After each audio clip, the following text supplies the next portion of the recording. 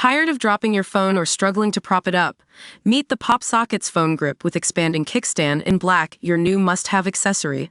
Don't miss out. Grab yours today. Click the link in the video description to shop now on Amazon. Welcome to Series Source, where we dive into the latest TV and movie adaptations with a critical eye.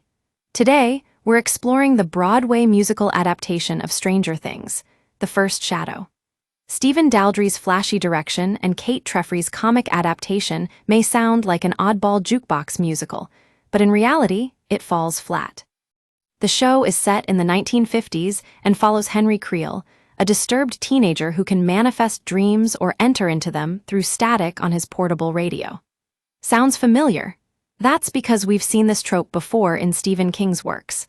And of course, it's a nod to the author's style, which is often characterized by its dark and twisted take on reality.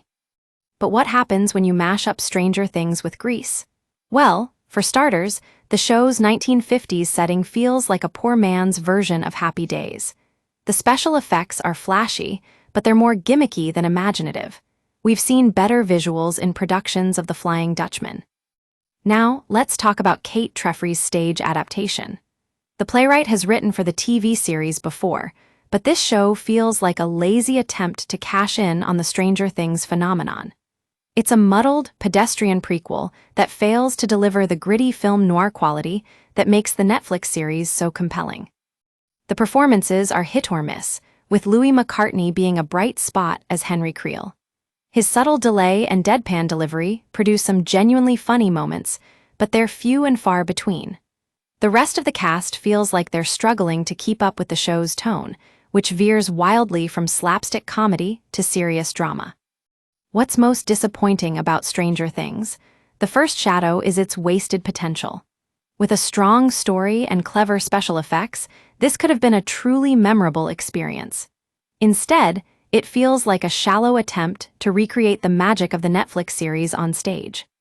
So, if you're a fan of Stephen King or Stranger Things, you might want to give this show a pass. It's not worth braving for its mediocre performances and lackluster storytelling.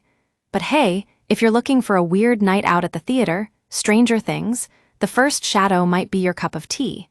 Just don't say we didn't warn you. That's it for today's episode of Series Source. If you have any thoughts on the show or want to share some recommendations, hit us up in the comments below.